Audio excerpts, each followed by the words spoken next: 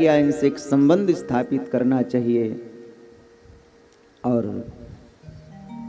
विश्वामित्र ने अपने सारे आयुधों को प्रभु श्री राम और लखन को समर्पित कर दिया और इन्हें शिष्य के रूप में स्वीकार कर लिया, यानी गुरु और शिष्य का संबंध स्थापित हो गया। आयुध सर्व समर्पिके प्रभु निज आश्रम आन, कंद मूल फल भोजन दीन भगत हित जान। सुबह जगे हैं, गुरुदेव विश्वामित्र यज्ञ कर रहे हैं। भगवान यज्ञ की रक्षा के लिए तत्पर हो गए। मारीच और सुबाहु आए हैं। भगवान ने सुबाहु का उद्धार किया और मारीच को जो है 100 योजन समुद्र पार गिरा दिया, मारा नहीं, क्योंकि अभी लीला में ये सहभागी इसको बनना है, इसका काम है। यही मारीच आगे जो है स्वर्ण मृग बन करके आएगा, सीता जी का हरण होगा, इसलिए इसे मारा नहीं, इसे केवल समुद्र के पार गिरा दिया। उसके उपरांत जो है प्रभु ने कहा, गुरुदेव आपकी आज्ञा हो तो आपका यज्ञ सफल हुआ, अब हम जाएं अयोध्या।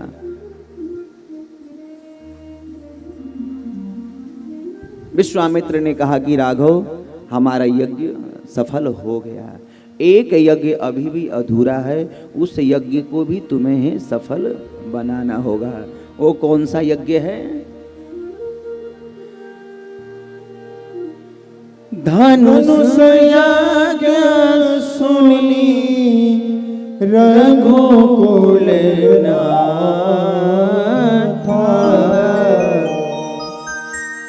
हर से चले मुनिवर के साथ। धनुष यज्ञ सुनी रघुकुल नाथा, हर्ष चले मुनिवर के साथा। वो यज्ञ है धनुष यज्ञ। गुरुदेव ने कहा कि अभी वो यज्ञ अधूरा है और उस यज्ञ को तुम्हें ही पूरा करना है। अब राम जी चाहते तो कह सकते थे, प्रभु गुरुदेव आप ही का यज्ञ हमने सफल कर दिया, इसी यज्ञ के लिए हम आए थे, अब सारा यज्ञ सफल करना क्या हमारा काम है? पिताजी ने भेजा था आपके यज्ञ के लिए। लेकिन नहीं, हर्ष चले, यानी हर्षित होकर के, प्रसन्न होकर के चल पड़े। क्यों? राम जी जानते हैं उस यज्ञ में जाऊंगा तो सीता जी मिलेंगी। हर्ष चले मुनिवर के साथ। मार्ग में गए हैं, एक आश्रम महाराज दिखा, जीव जंतु वहां पर नहीं है, कोई खग मृग नहीं है, एक शिला पड़ी हुई है, शिला पर एक नारी की आकृति बनी हुई है। प्रभु ने पूछ दिया, गुरुदेव ये कौन सा स्थान है, ये इतना उदास क्यों है? आश्रम एक दिख जग माही, आश्रम एक दिख मग माही, खग मृग जीव खग मृग जीव जंतु मुनि शिला प्रभु देखी, पूछा मुनि शिला प्रभु देखी, सकल कथा मुनि कहत विषेखी, सकल कथा मुनि कहत विषेखी।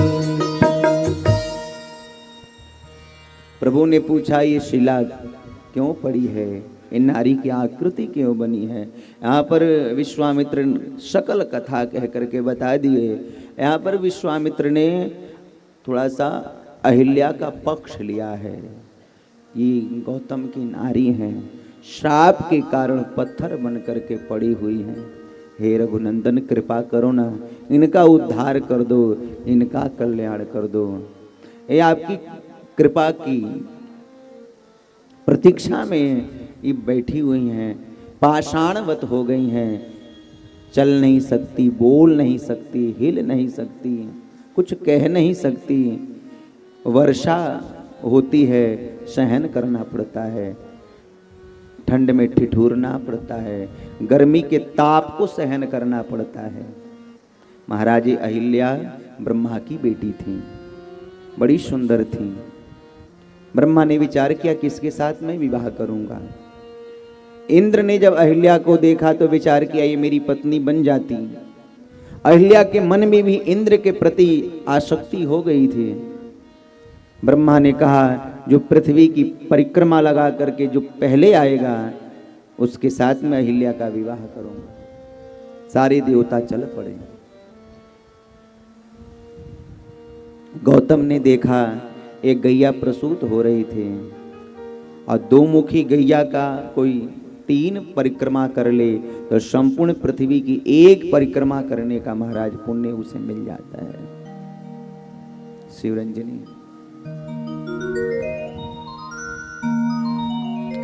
तुरंत गौतम ने जो है 3 परिक्रमा किया और जाकर के ब्रह्मा से बोले कि मैं सबसे पहले आया हूं। ब्रह्मा ने कहा इंद्र ऐरावत पे बैठ करके गया, वो तो अभी आया नहीं, तुम कैसे आ गए। गौतम ऋषि ने सारी बात बता दी और शास्त्रों की बात है ये माननी पड़ी ब्रह्मा को। और ब्रह्मा ने अहिल्या के साथ में विवाह किया। इंद्र सबसे पहले आए, कहाँ है अहिल्या। ब्रह्मा ने कहा वो तो गई। तब से इंद्र ने विचार किया कि एक दिन अहिल्या से अवश्य मिलूंगा। और अहिल्या के मन में भी था कि मैं इंद्र से मिलती, कहाँ ही बाबा के चक्कर में पड़ गई। इंद्र के साथ रहती, इंद्राणी बनती, स्वर्ग के सुखों का उपभोग करती। और वाल्मीकि रामायण में तो स्पष्ट वर्णन है, इस अहिल्या ने इंद्र को पहचान लिया और कहा कि अब तुम यहां से जल्दी चले जाओ, नहीं तो हमारे पति आ जाएंगे। श्राप बस नहीं, यहां पर गुरुदेव को कहना चाहिए पाप बस, पाप के कारण ये उपल बनी हुई है। अहिल्या पापनी है। ये गौतम की नारी जो है श्राप के कारण नहीं, ये पाप के कारण बनी है। लेकिन गुरुदेव कह रहे हैं कि नहीं रघुवीर, इस श्राप के कारण पत्थर बन करके पड़ी है, आप कृपा कर दो। गौतम नारी श्राप बस उपल देह धरि धीर, चरण कमल रज चाहती, कृपा करो रघु। आपके चरणों की धूली चाहती है, कृपा करो।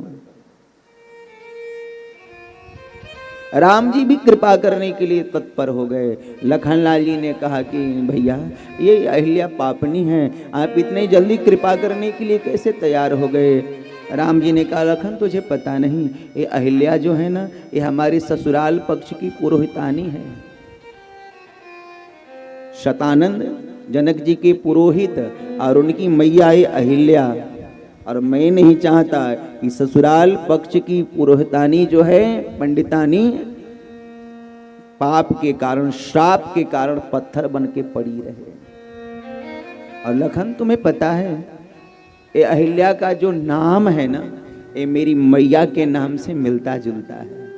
आधा जो है मेरी माँ के नाम से मिलता जुलता है। और मैं नहीं चाहता हूँ मेरी माँ कौशल्या का नाम कलंकित हो। मेरी मैया कौशल्या, ये है अहिल्या, मिलता जुलता है। आधा नाम भी कलंकित रहे, मैं नहीं चाहता हूं।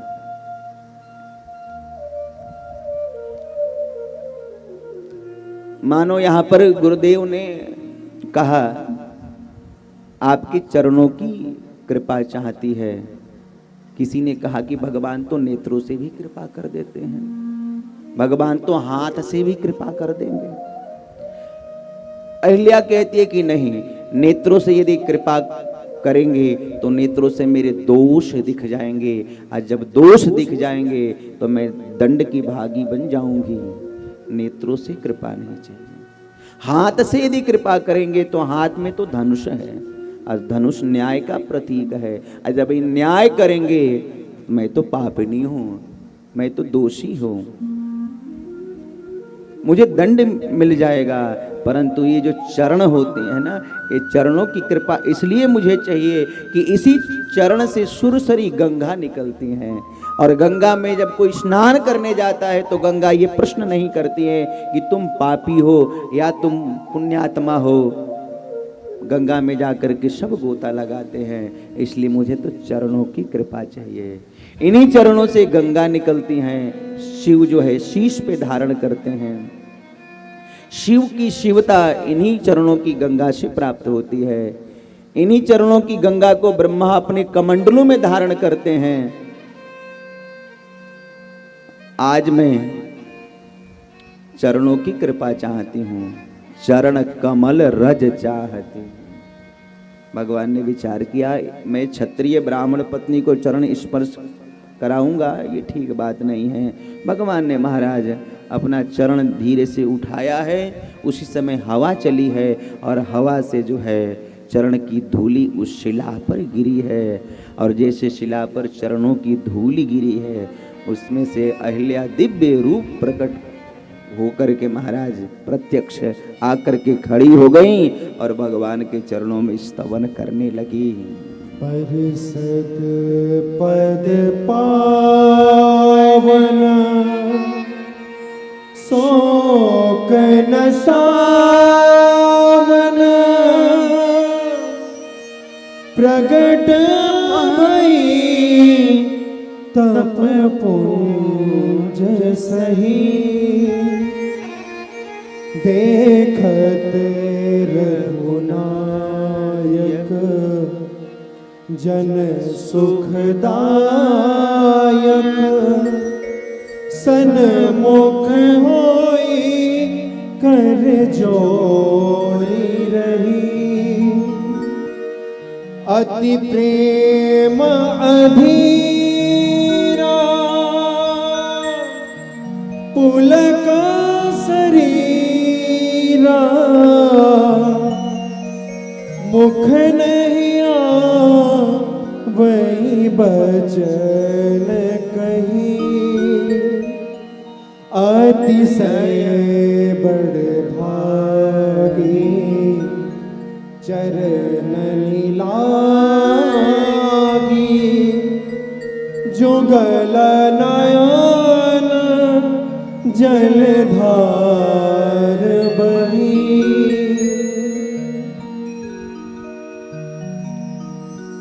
दोनों नैनों से महाराज अश्रु निकलने लगे और हाथ जोड़ करके अहिल्या खड़ी हैं। अहिल्या कहती हैं कि मैं कितनी बड़े भागिनी हूं। शिव जी को तो चरणोदक प्राप्त हुआ, गंगा जी शीश पे धारण किए। ब्रह्मा को चरणोदक प्राप्त हुआ, कमंडलों में धारण किए। मुझे दोनों चरण प्राप्त हो गए हैं। ए मुनि ने मुझे श्राप नहीं दिया है, ये तो वरदान दिया है। जिस श्राप के कारण स्वयं परमात्मा के चरणारविंद प्राप्त हो जाएं, भगवान का दर्शन मिल जाए, वो श्राप किसी वरदान से कम नहीं है। मुनि श्राप जो दीना अति भाई कीन्हा, परमानो ग्रह में माना, देखो भरी लोचन हरि भव मोचन, इह लाभ शंकर जाना। जहि पद सुर सरिता परम पुनीता, प्रकट भई शिव शीश धरी, सोई पद पंकज जहि पूजत अज मम सिर धर्यो कृपाल। अस प्रभु दीन बंधु हरि, कारण रहित दयाल, तुलसीदास सठते ही भजु, छाड़ी कपट जंजाल। भगवान की शरण में एक बार चले जाइए, भगवान नहीं देखेंगे आपने कितने पाप किए हैं। शरणापन्न हो जाएंगे, शरणागति को प्राप्त करेंगे। भगवान पापों पे पर्दा डाल करके परम पद को प्रदान करने में समर्थ हैं। एक बार भगवान के चरणों में चले जाएं महाराज, सन्मुख हो ये जीव मोहि जबहि, जन्म कोटि अघनाश ही तबहि। भगवान तो अकारण करुणा वरुणालय है। भगवान तो महाराज अकारण कृपा करने वाले हैं। ये भगवान की कृपा की यदि आदत नहीं होती तो भगवान की अदालत जो है सुनी रह जाती है। आइए 2 पंक्ति में आनंद लेते हैं, उसके बाद आरती करेंगे और कल जो है